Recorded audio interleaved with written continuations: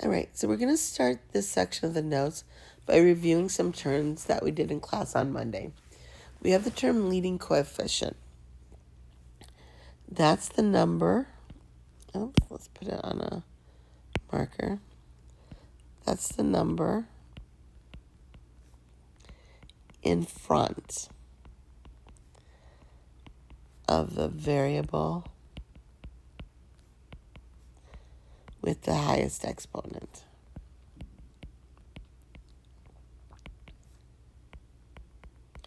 When your equation is written in standard form, it's always going to be the very first number you come across on a expression. Hence, it's called leading. It's the first one. It's in the lead. The degree, that is the highest exponent. That's always your first term in standard form. So we're going to practice putting some equations in standard form. Terms, those are the parts of an expression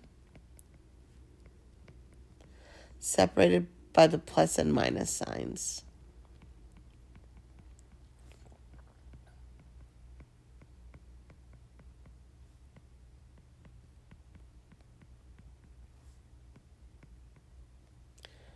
So the plus and the minus signs, okay? So we're always going to start, and we're going to look and say, what exponents are there when we're doing this? So the exponents are those tiny little numbers at the top. And if there's not a variable, the exponent is 0. I'm going to just zoom in here so I can write.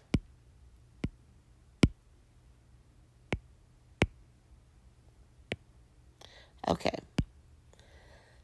So when there's not an exponent but there's a variable, it's a 1. It's x to the first. That one has a 2. There isn't a variable even here, so there's 0.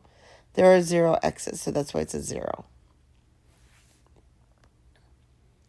All right, so then when I go to put this in standard form, I find my highest exponent first. Well, my highest exponent is the 2, because I have a 1, a 2, and nothing. So 2 is my highest exponent. So I take this whole term, including whatever sign's in front, stays in front. When it's a positive, I don't have to write it. But if it were negative, I would have to definitely write that. So I'm going to take my 6x squared. And that's my first part. And then I go and find the second term. Because remember, your terms are divided by the pluses and the minus signs. So my second term is going to be 5x. Because that exponent's a 1, I'm going to go 2, 1, and then 0. So I'm going to go 5x. There's not a sign in front, so it's implied to be a plus. So we're going to do plus. Make sure to get those pluses and minuses. And then 5x. Then my very last term, minus 7. I'm not going to write that x to the 0 power because I don't need it. I was just showing you why this is our last term. So minus 7, and we're done. So now we can identify everything we need. Leading coefficient, well, again, that's the number in the very front. That's that 6. Once you have standard form, whatever number's out front, that is your leading coefficient. Your degree is whatever the exponent is on that first term. It's a 2. And then the number of terms separated with the plus and minus signs. So you have 1, plus sign, 2, minus sign, 3. So 3 terms. All right, let's try it with the next. So you're going to look at your exponents and go high to low. Exponent, exponent. All right. That would have to be a 1 there, right? So what's my highest exponent?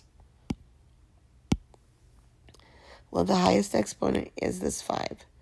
And this is a nice example. See that negative? That has to be carried along with the whole term. So I have negative 2x to the 5th.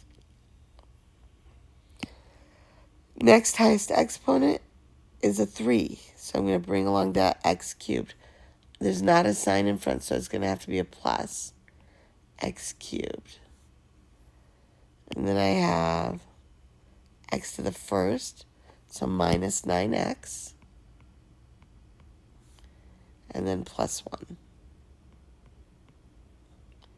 So my leading coefficient, that's that very first term, negative 2. My degree, well, that's the exponent on that variable, 5. And the number of terms, 1, 2, 3, 4.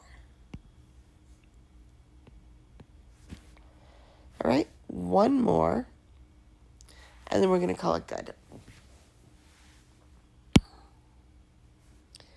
All right, so I look for my exponents because that determines standard form. My highest exponent is that 3. So I'm going to start with negative 9x to the third power. Then I have 2. There's not a sign in front, so it's implied to be a plus x squared and minus 2. And then my leading coefficient. Standard form always. Go to standard form, number in front, negative 9. My degree, highest exponent, 3. Number of terms, 1, 2, 3. 3. All right, let's move on. So I decided, because we're going to run out of time, we've done this already, and we'll catch it back up when we review for the final. Same thing, we've done this already. You can cross this off. We'll review this when we review for the final. It works the same way as it did when we were doing function operations. Once again, works the same way. You can cross this section off. And finally, works the same way. We're going to cross that off. So now we're going to get to the new stuff in this chapter again.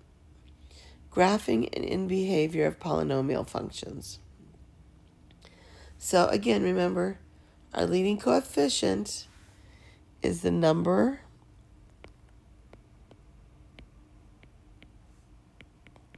in front of highest exponent.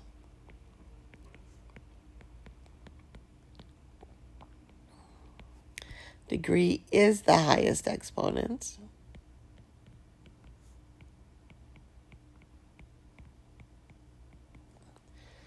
And the terms, well, those are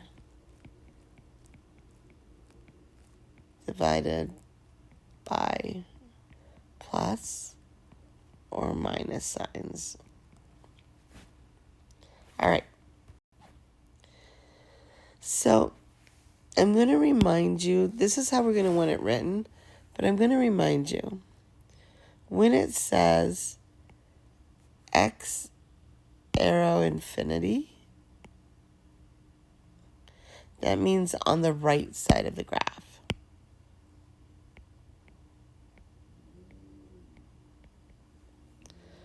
When it says x arrow negative infinity, that means on the left side of the graph.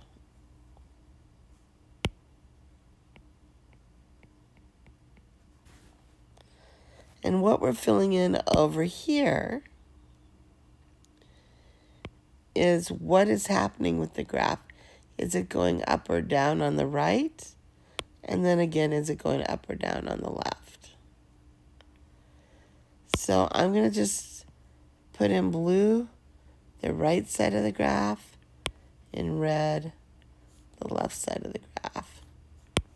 Right side is blue, left side is red.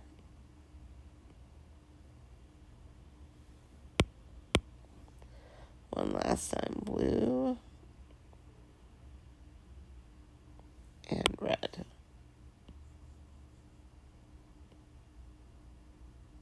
Okay. So on our activity on Monday, we drew arrows up and down. For this part, we're going to put positive infinity or negative infinity. If it's going up, that's positive infinity because it's going up, it's positive. If it's going down, it's going to negative infinity because it's going down, it's going negative. And I'm going to start this chart with the even degree and the positive leading coefficient. So we're going to actually start this in this section, okay? When there's an even degree and it's got a positive leading coefficient, the right side of the graph is always going to be going up. That positive leading coefficient tells us exactly what the right side is doing. So when it's positive out in front, the right side is going up. When it's even, the left side is doing the same thing as the right side. So the left side will also be going up in this case because it's even. All right, let's do the even degree negative leading coefficient. Whatever that coefficient sign is, that tells us what's happening on the right side of the graph. So the right side of the graph with a negative leading coefficient is going down. It's even, so the left side is also going down.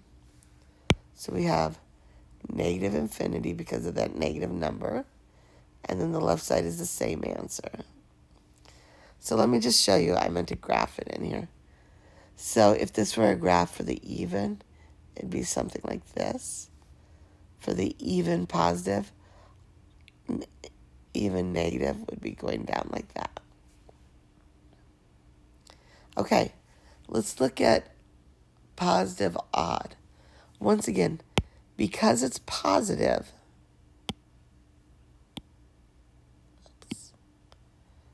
meant to be in here.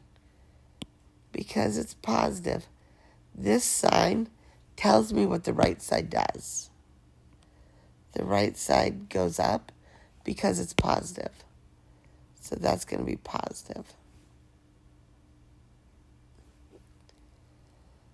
Now, the degree tells me what the left side does. Because it's odd, it's going to go opposite. And that's the opposite of what the right side is doing. So since the right side is going up, my left side has to go down. So down is negative infinity. Over here, because it's negative, my right side has to go down. So that's going to be negative infinity. Because it's opposite, my left side has to go the opposite direction. It's going to go up. That's going to go to positive infinity. So what's this graph going to look like? Something like that for that. And something more like this. Okay? So the leading coefficient tells you what's happening on the right side. The right side, that first line will always match in sign. If it's positive, it's positive. Positive leading coefficient, positive, positive. Negative leading coefficient, negative, negative. The left side does whatever according to degree. Odd degree, opposite. So if this is positive, this is negative. If this is negative, this is positive. Even degree does the exact same thing. Positive, positive, negative, negative. All right, let's do some examples. All right, so let's practice this. We're going to always double check and make sure they're in standard form. But to be very honest with you, if I'm giving you the equations and asking you to identify these things, we're good. It's when I give you a question, I say, put in standard form, then identify.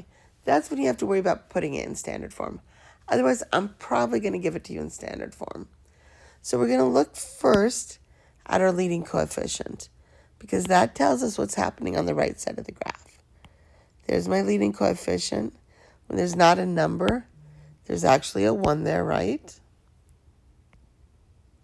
So my leading coefficient on this problem is negative. So immediately I know that my right side of the graph is going to be going to negative infinity. Then we're going to look at our degree. The degree tells us what happens on the left side of the graph.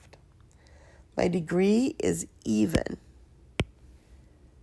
So the left side of my graph is going to do the same thing as the right side. Even degree means same. So that's also going to go to negative infinity.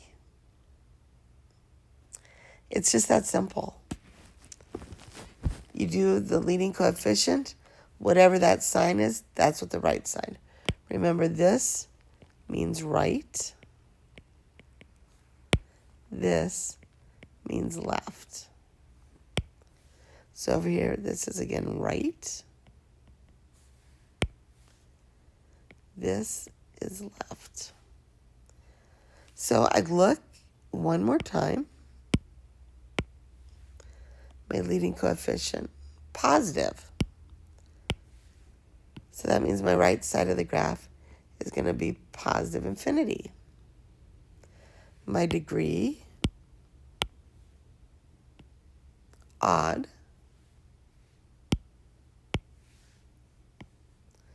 That means the left side is going to do the opposite. So since my right side was positive infinity, my left side, negative infinity. That's it. And there's a chart in your notes now that you can look back to help you figure it out. Okay, let's try some more things. Okay, so there's other things we're going to look at when we're graphing, and one of them are what are called real zeros. They're also sometimes referred to as the solution or the roots.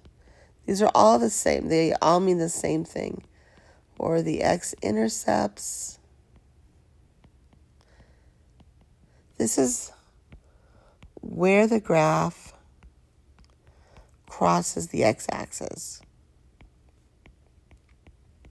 or touches.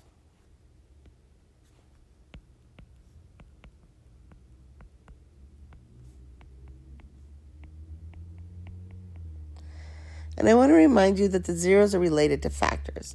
So if my zero is, or solution, zero, same thing. If my solution is x equals 3, my factor is x minus 3. If my zero is x equals a negative 5, my factor is x plus 5. All right, the factor always has the opposite sign of the zero.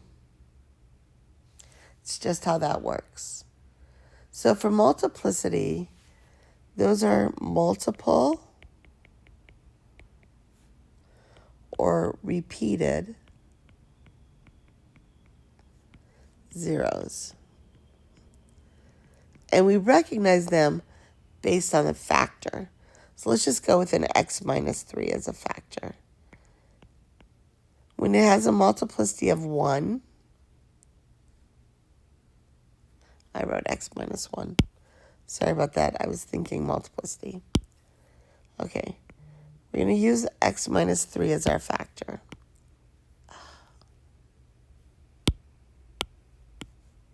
Okay. Give this another shot. Okay. We're going to have a multiplicity of 1. Multiplicity is going to be 1. So our factor looks like this, x minus 3. So when we draw it in, so you can see the picture of what this looks like. At 3, because it's going to be opposite, so it's going to be, let's keep that in red here. So it's going to cross at x equals 3. So it's going to cross here at 3. And it's just going to go straight through like that. This would be x minus 3. Multiplicity of 1. So if it's not a multiplicity of 1, if it's an even multiplicity, so 2, 4, 6, 8, even, it's going to do what we call bounce. We're going to do that same factor of x minus 3, but we're going to get it a multiplicity of 2, okay? That's an even multiplicity. It still looks like x equals 3. It's just x equals 3 twice. And what happens when it equals 3 twice is it ends up bouncing off the graph. It's going to look like this. So here is my point where x is 3. And this graph, it could come from the top, it could come from the bottom. It's going to end up bouncing off the graph like that. And again, that looks like this, x minus 3 squared. Or it could be to the 4th power or to the 6th power. The main way you know whether it's a bigger versus a smaller even number is how much it flattens out as it gets closer to the graph.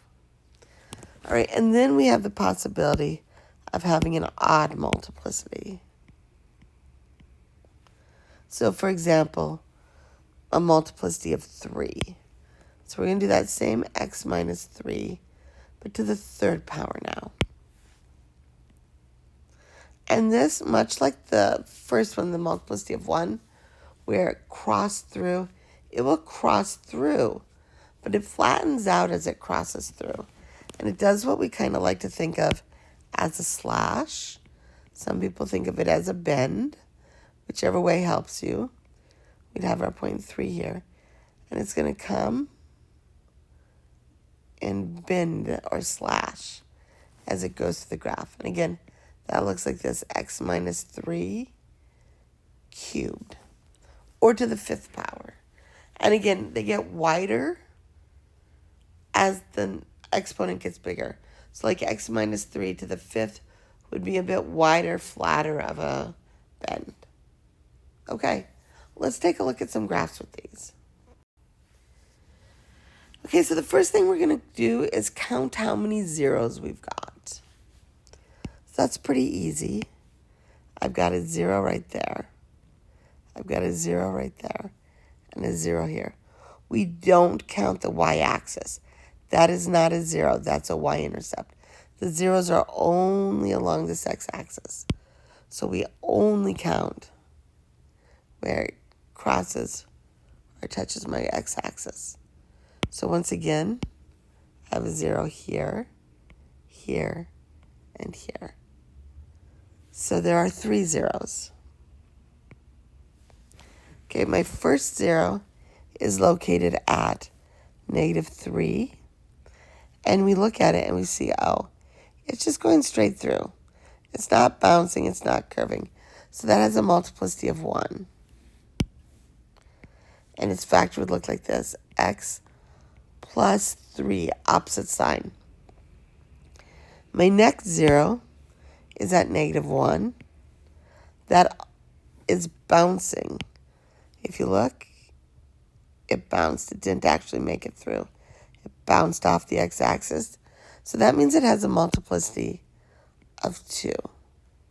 So it's going to look like this, x plus 1 squared. Plus 1 because this is always opposite this,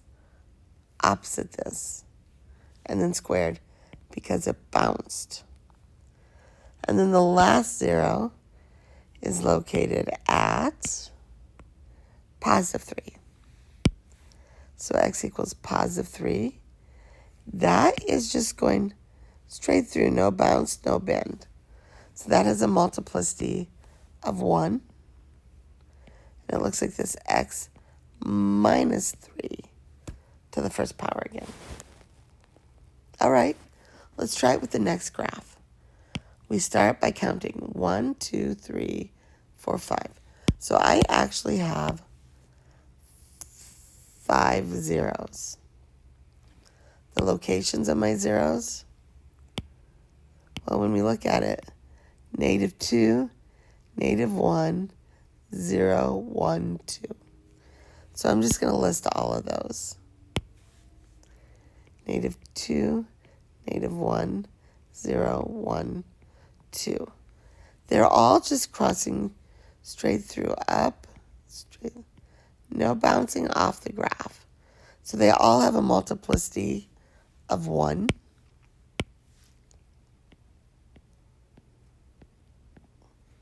So the factor, opposite sign still, x plus 2, x plus 1. You could write this as x plus 0, or we could just write it as x minus 1, x minus 2. All right, let's try the next two graphs. All right, so for these graphs, we're going to count our zeros again. I have a 0, a 0, a 0. So 1, 2, 3. So we've got 3 zeros.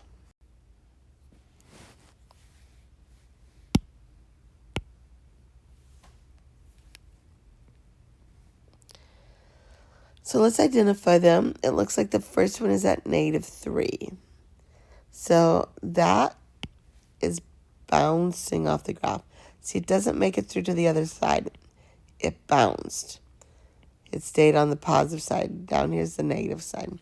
So that means it has a multiplicity of 2. Bounces are always even.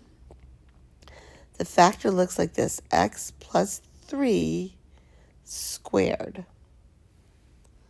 All right, this one, look at what's happening at 0. It is slashing or bending as it goes through.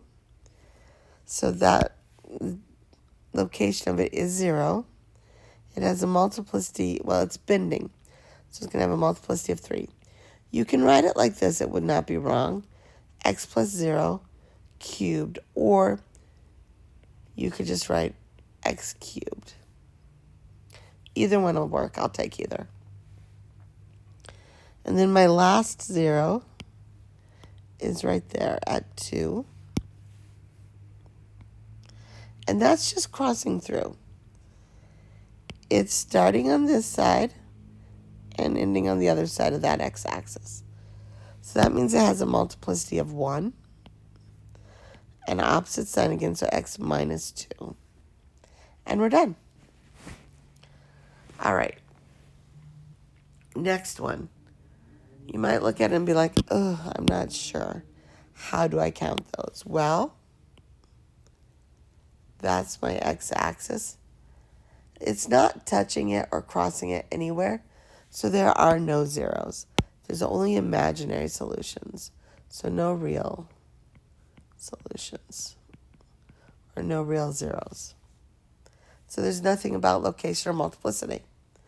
Okay, let's do the last two graphs, and then the video is done for today. Make sure you're in class tomorrow. And actually, before we go on to the next page, because I almost forgot to mention this, it's kind of a very important thing. When we know the multiplicity, if we add it up, that tells us the degree of our polynomial. So 2 plus 3 plus 1 is 6. So this polynomial would be degree 6. Okay? That's an important thing to be able to do for the next page. All right. So when we're looking here, we are told that the polynomial has a degree 6. So that means my multiplicities here have to add up to 6. Now, I know these are both even because they're bouncing. It's coming down but not crossing over. Coming down but not crossing over. So the number of zeros is 2. There's still 2 places that this is happening at. The location of the first 0 is -2. And I know it has an even multiplicity. So if I think about it, my even numbers are 2, 4, 6, 8. But they have to add up to 6 exactly. So obviously it can't be 6 or 8. So it's going to have to be 2 or 4. We're going to worry about which one it is in a moment. My other 0 is located at 2. So I look at these. The 2 versus the -2. So 2 versus -2. 2 is much wider, flatter. -2 is less so. So the 2 is going to have a higher multiplicity. These need to add up to 6. So I'm going to choose between 2 and 4. And it's going to have to be 4 for the positive 2, 2 for the -2. It's going to have a multiplicity 2, and then 4, and then those add up to 6. So we're good. My factors would look like this: x plus 2 squared, x minus 2 to the 4th. All right, let's try the next one. Once again, my degree is 7. So my multiplicities have to add up to 7. I have 2 zeros.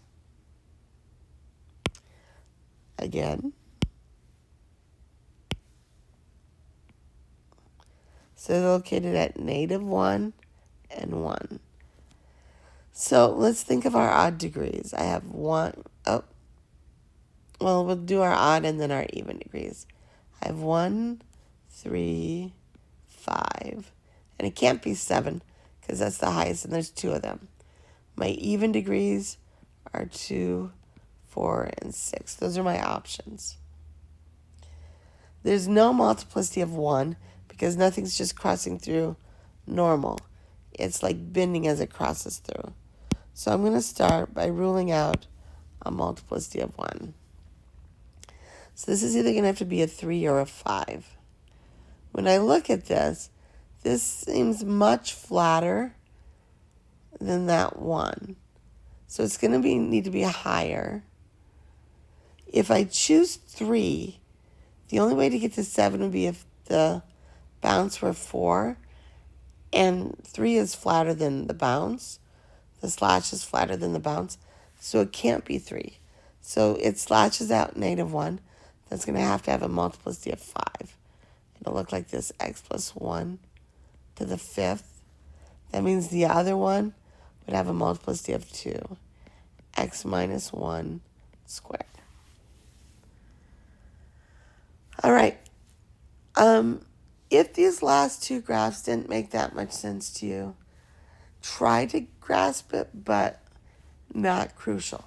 More important are the prior 4 graphs. That's what will be on the test. This is just good to know. Must know are the first 4 graphs. All right, I look forward to seeing you in class.